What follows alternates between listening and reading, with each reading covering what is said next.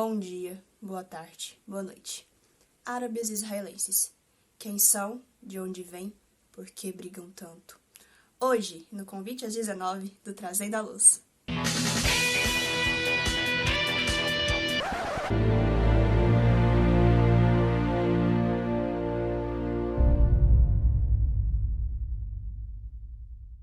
A gente sempre vê na televisão, na internet, falando sobre as brigas entre israelenses e palestinos, mas a gente, às vezes, não sabe de onde tudo isso surgiu. Vamos lá. Tudo começou lá atrás. Quem viu o vídeo anterior conheceu a história de Abraão, que é o fundador, que é o patriarca, o grande patriarca da nação de Israel. Quando Deus chamou Abraão para sair da terra dele e formar uma grande descendência, que seria a descendência de Deus, o povo de Deus, Abraão não deu muita credibilidade para isso, já que ele e a esposa dele, Sara, já eram bem velhinhos e não podiam mais ter filhos. Eles não tiveram filhos e não poderiam mais ter pela idade avançada. Então, com a intenção de dar uma ajudinha para Deus, Sara falou para Abraão ter um filho com a serva dela, Agar. E assim ele fez. Errou feio, errou rude. Disso saiu Ismael, o primeiro filho de Abraão. Só que, algum tempo depois, Sara também engravidou e deu à luz a Isaac. E aí que a confusão toda começou.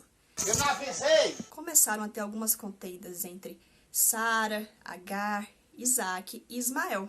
Sara, já bem estressada com toda essa história, pediu para Abraão expulsar Agar e Ismael da casa deles.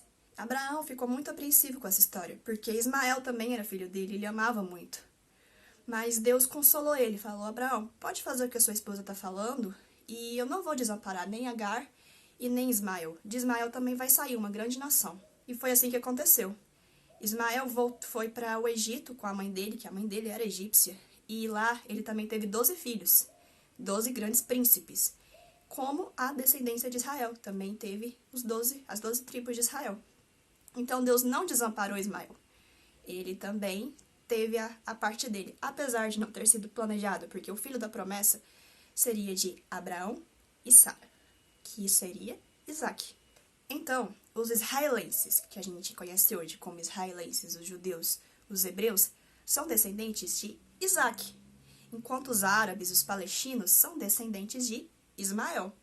Os dois povos, dos tempos remotos, viveram bem tranquilamente, bem diferentes, na verdade, entre si. Tudo começou a desandar foi na modernidade, depois da Segunda Guerra Mundial.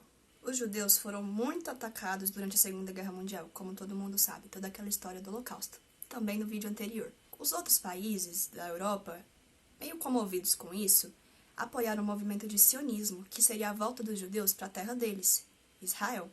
Acontece que essa terra já estava ocupada. Adivinha por quem? Isso aí, os descendentes de Ismael, os árabes. E os judeus foram chegando aos pouquinhos e estão meio que pegando a terra deles de volta. Foram muitos judeus chegando de novo em Israel ao mesmo tempo. E os árabes não gostaram nadinha dessa história.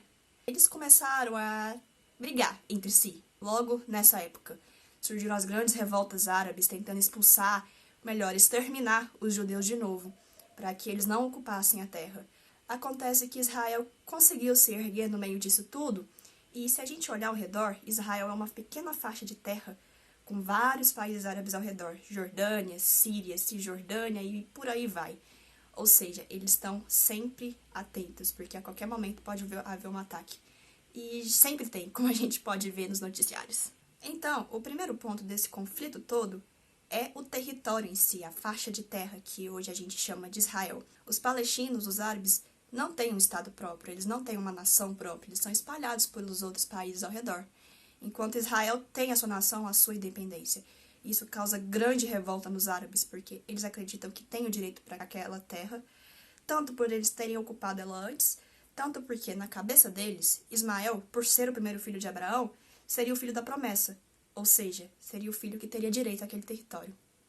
É muita confusão. O segundo grande ponto de toda esse conflito, toda essa guerra, é o que a gente chama de Cidade de Jerusalém, a Cidade Santa. Também, depois da Segunda Guerra Mundial, quando estava tendo a divisão da terra de Israel, uma parte de Jerusalém foi dada aos israelenses. Os árabes, de novo, se revoltaram com isso. Acontece que, na verdade, Jerusalém, pela definição da ONU, é uma zona internacional, ou seja, nenhum país a domina. Mas isso não acontece muito bem na prática. Isso porque, depois da Guerra dos 6 Dias, em 1967, Israel tomou o controle de Jerusalém.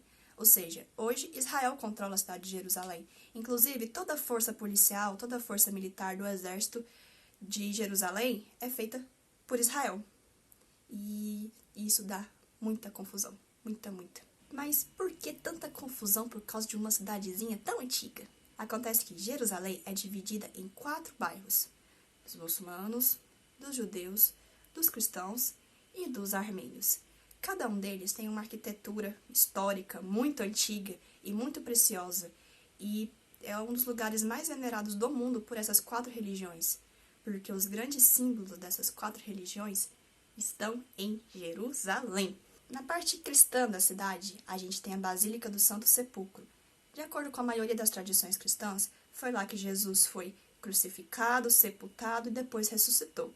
Essa basílica é controlada e administrada por 5 vertentes da igreja cristã no mundo todo. Apesar de também serem cristãos, os armênios têm o seu próprio bairro lá em Jerusalém.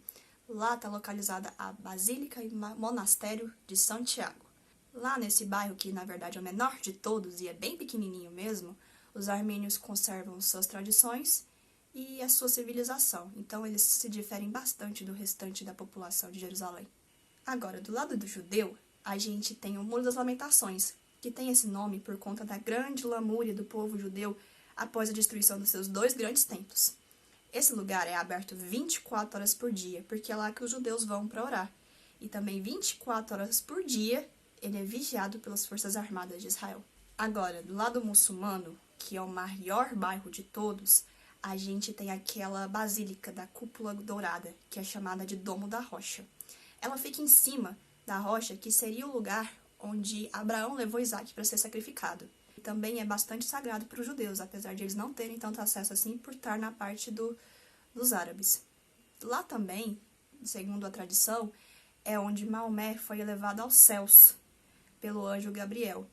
E assim surgiu a religião dos muçulmanos. Por conta dessa intertradicionalidade da cidade de Jerusalém, a ONU não declara essa cidade como capital de nenhuma das nações. Acontece que, nos planos da ONU de partilha das terras, Jerusalém está marcada para ser capital da Palestina. E os israelenses não querem deixar de jeito nenhum. Vale ressaltar que a restauração da cidade de Jerusalém, depois de tanto conflito que teve lá no Antigo Testamento, a cidade toda foi reconstruída pela mão dos judeus antes de eles irem para o exílio e depois que eles voltaram para o exílio também. Conclusão. Esse conflito ainda vai dar o que falar. Não tem nenhuma perspectiva de conclusão ou de término ou de acordo de paz entre palestinos e israelenses. E, enquanto isso não acontece, pessoas morrem e famílias são desabrigadas. Não parece justo para nenhum dos lados, não é? E já que a gente está falando sobre isso, eu acho que vale a pena lembrar o que o salmista falou lá em Salmo 122:6. Orai pela paz de Jerusalém, que haja paz dentro dos seus muros. Eu acho que isso nunca foi tão necessário quanto nos tempos que nós estamos vivendo hoje. Então, que haja paz em Jerusalém.